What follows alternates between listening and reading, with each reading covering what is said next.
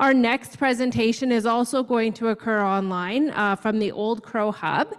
And so we will be joined by both Wilberforce Obwona Ogaba and Dr. Liris Smith, who will be talking to us a bit about, in their words, COVID-19 and the experiences of the Vuntut Gwitchin people.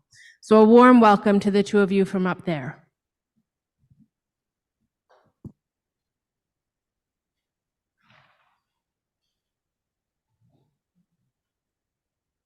Ringwinzi to everyone from Old Crow. We're just getting our PowerPoint set up here. So I wanted to thank you all for the opportunity to speak on our project today, and just let you know, those of you that don't know, we are in Old Crow right now, and that is the most northerly community in Yukon, which is a fly-in community, and we've been very fortunate, and we are very thankful to the Vuntut Gwitchin people for welcoming us to their territory and sharing their land and their culture with us. And I think our PowerPoint's ready here. Awesome. Okay.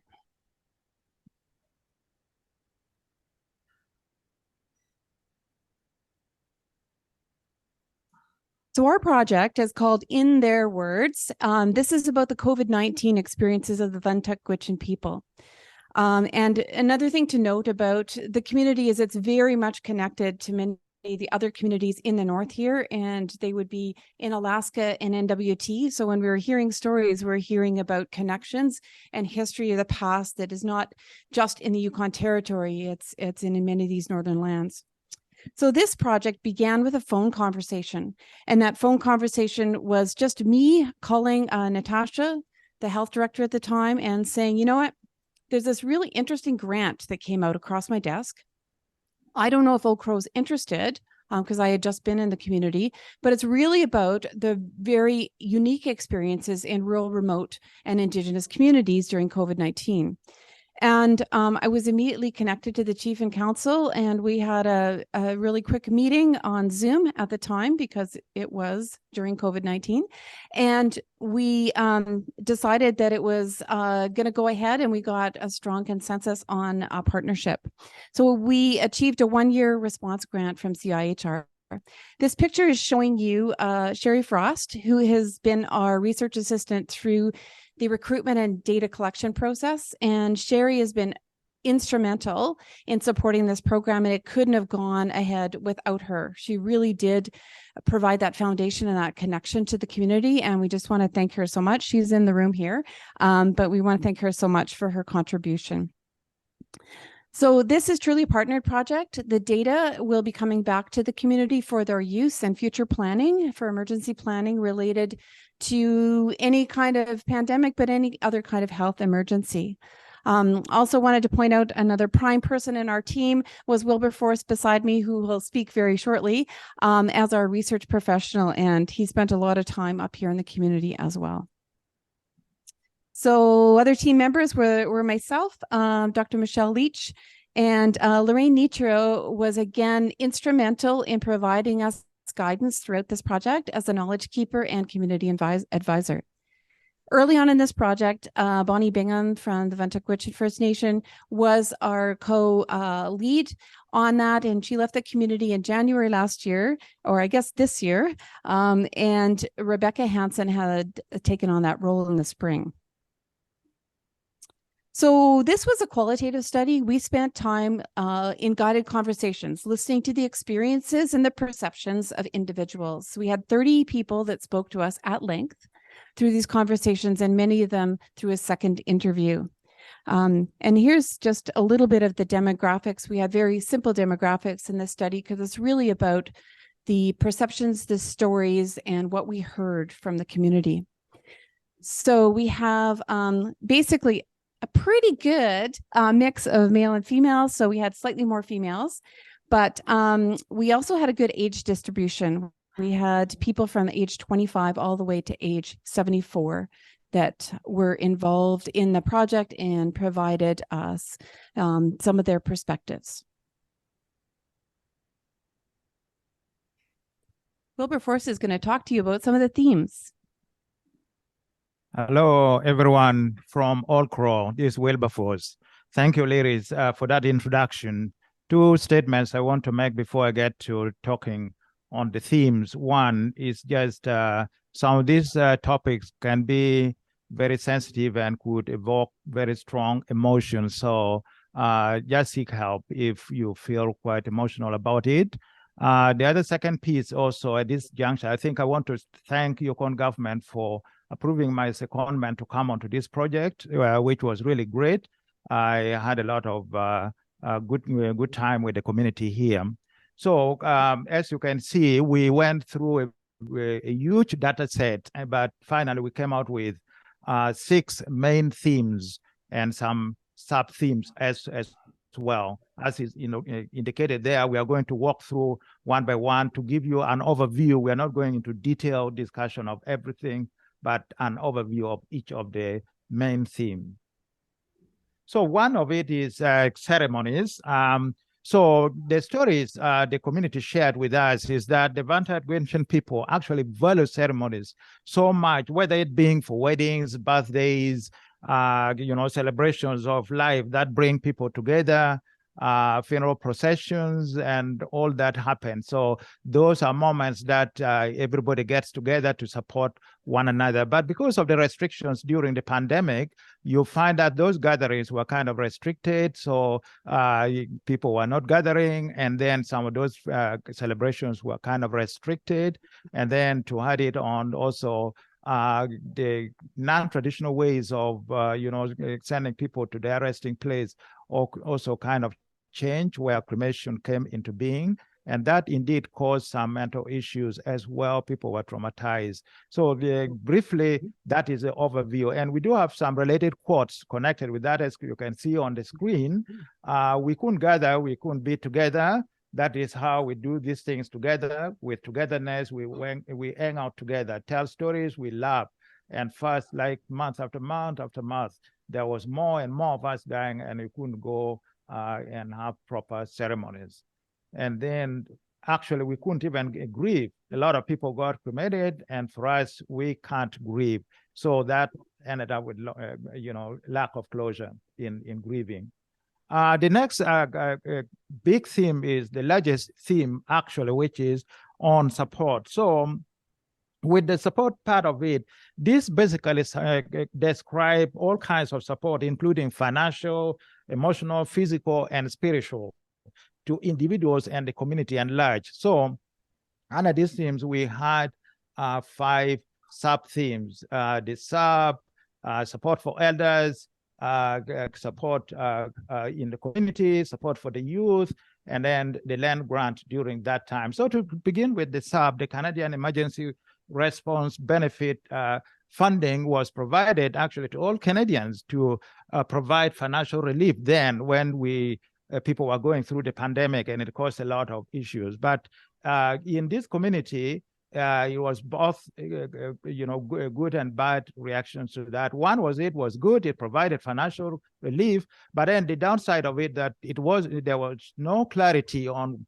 what was happening. People took it as free money, so that now they have to pay back. So that was part of the downside. So one quote that speaks to that was, "It was good that they helped the people in need, but I think they should have been explained how that sub worked. It is not free money; it is right on your T4." And then we move on to the next theme, which is support for elders. The main focus of that, everybody spoke about that, elders were left alone, they were not visited, although there were other individuals who really visited some elders, but overall people looked at it that yes, these people who are in need, mostly they are sick and they needed support, proper feeding. So that was kind of lacking at that time. Of course, with the restrictions that people didn't want to go, maybe you would, infect elders. So one specific theme that talked about that is nobody checked on them. All these elders were sick and they were struggling and nobody checked on them. Then the other next theme was to do with community support. And this was to do with the Vuntut Gwitchin government, the RCMP, the co-op, and other individuals within the community. people were very appreciative of what happened then, because people talk so much about how, food was provided. Some had bags of rice, bags of cereals, sugar, all supplies for babies, cleaning supplies. That was really in plenty. People talk so much about that. And the RCMP really facilitated deliveries to people's homes. The other part of it too, the co-op also was fully on board, where people made orders online, and then people would pick those orders. So generally, leave alone other downside, it was really, really great. People received it well. Others, basically a few, mentioned that, yeah, it was not the right orders that they received, but overall it was great. Quite a support at that time. So the particular theme that came to that, the RCMP went get groceries for us, and the co-op delivered our groceries, and the band office gave out cleaning staff. And then the next theme is to do with support for children and youth. And the children, as you know very well, during the COVID time, they were staying at home. So there was no support. Children were at home. So one concern that people had, really, children need to have this social interaction, develop those skills, so that, when they're with their peers, then, but now that children were kept away from each other, people are worried that they might lose that skill. So the development would not be really the way it is expected to be. So that was one of the biggest concerns. For the youth, generally, there was worry that, exposure to alcohol, to drugs, and some other bad practices. So it would be best if there was support to put them on the land, maybe to learn the traditional ways of doing things, and also be exposed in the land where you have a lot of resources, whether it being medicine, food, and all that. So one particular quote for that was, I worry about the kids, the little kids that didn't have the socialization. I kind of worry about the early learning of some of those kids, and even the kids, younger kids going to school, the whole early socialization. So that was part of it. And then the last but not least theme in this series, sub-themes under the support, was to do with land grants. At that time, because everything was shut down, so people needed maybe to go to the land. So there was what they call the COVID money, some grant money that was there to support that process, maybe to buy gas, food, and other supplies, to go and be out there in the land and stay away from, all that was happening. So that was part of other people really appreciated. Other people did not access that. So the particular theme quote for that was, we had to isolate for 2 weeks as a precaution. And so we are like, let's just go to our cabin and isolate, spend it at our cabin. So we accessed the grants for that. So that was the second theme, which was the largest out of all the other themes that we went to. Then the idea of COVID guidelines was also another very big theme that came up. And this was really to deal with different guidelines that were put in place. Of course, there was restrictions on traveling and gatherings and interactions with each other in the community. And out of that, some of the concerns then was that, people were not interacting with each other. This community, people are so close-knit that, people rely on each other and, they have social interaction. So with those restrictions, some of those social dynamics were kind of changed. And other people even worried, would things get back to the way we normally do things? People socialize freely. What is going to happen? And then other guidelines, whether it being isolation, putting on masks, everybody was so good with that. And many people voluntarily isolated or went for testing if there were proper protocol put in place. If you suspect you have COVID or you have trouble, you have been exposed, you need to test yourself, on and on. So generally, these are some of the quotes that were there. Traditionally, we do things together, but noticing it has been harder to get people to commit even in events. Events are smaller. Dances barely happen. And when they do, it is not much of a dance anymore. Wearing masks was good. Wearing masks was all over. Even kids were wearing masks wherever they went.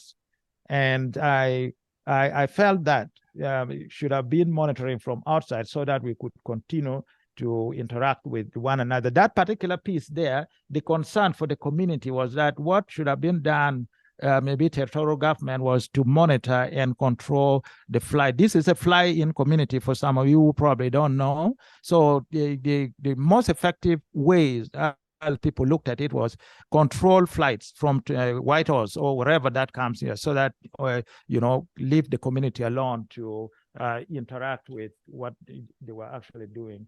And then the other good part of it, regardless of all this restriction, it was so touching to me in particular that, a good thing that came out of COVID, as it might have brought your family close, your loved ones that you were closer together because you spent so much time together and the cleansing, sanitizing. So it brought families together. So that is the piece. I'll hand it over to Liris for other themes. Thank you, Wilberforce. So the next theme is wellness. And when people talked about wellness, they talked about it in the broadest sense. So really looking at the physical, mental, emotional, and spiritual wellness, and looked at it from both an individual perspective and community. Certainly one of the things that came out quite strongly was a big concern for mental health and wellness.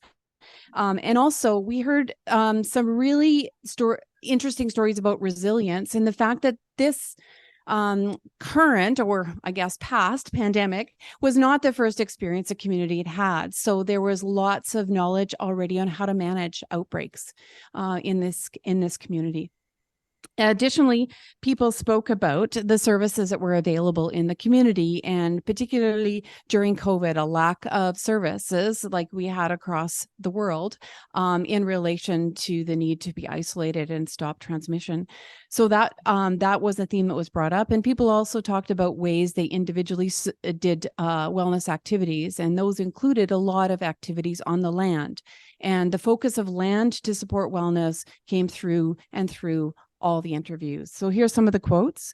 Mental health is never going away regardless of COVID or not. It's always going to be there. It's always going to be a struggle for some people. Health and wellness, they need to do a lot of it on the land. We've been hearing at our doors for years and years, should always be incorporated into everything in this community and that's on the land and our language. The counselors couldn't come up, and there's a lot of people that have the need, and telephone counseling just isn't always the best.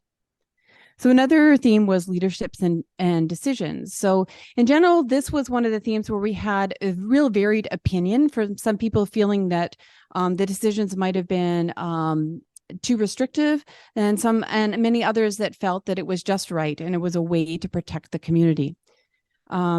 But the one quote I think that is really amazing for me is the fact that this is a quote that really talks about resilience. So I think if we ever had another pandemic or something like that, we might be prepared. I mean, we won't be so shocked and afraid. We'll be strong because we survived COVID. And there certainly was a real strong emphasis for most of the people we spoke to about the need to be prepared. So some people spoke about consultation, that our rights as Natives and Gwitchin citizens. We have a right as well. We have something to say. So people were really asking for consultation.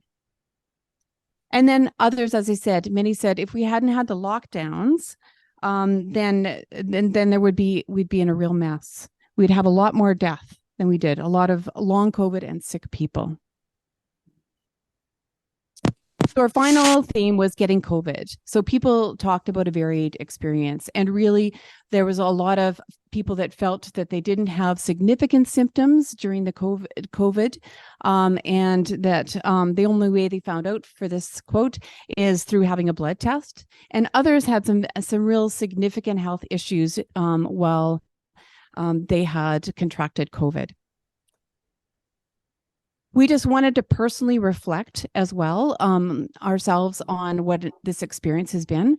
For me, the sense of community really echoes the way I was brought up in a small community in Saskatchewan.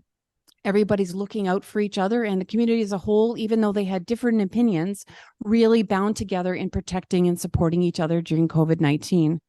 And I just wanted to reflect on the healthcare system.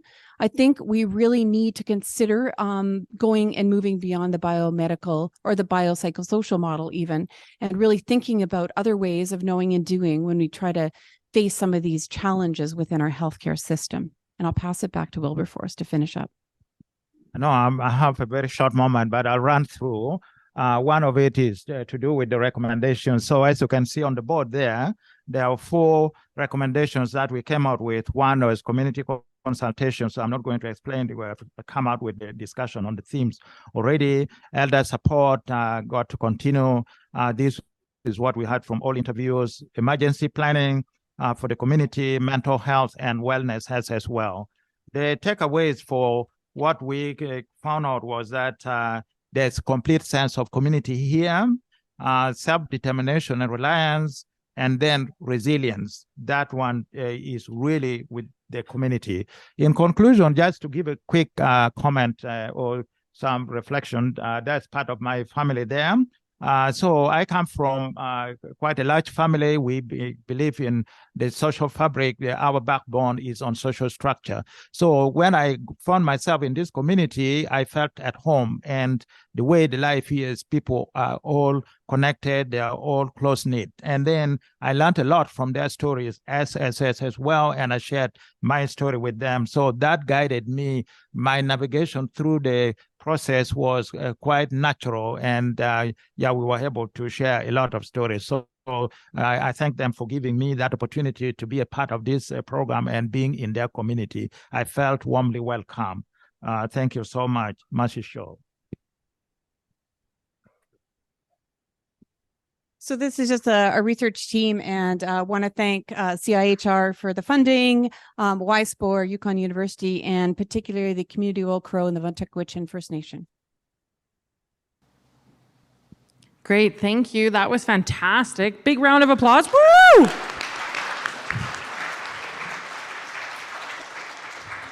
That was incredibly insightful. We have time for a question. We made Davida run earlier. I'm ready. Questions on the floor, questions from Dawson. We're leaning into the awkward silence.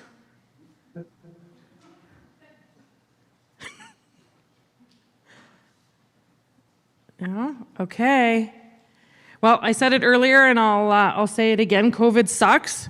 So I'm glad that you're talking through communities about what they learned and what we can do better next time. That's awesome.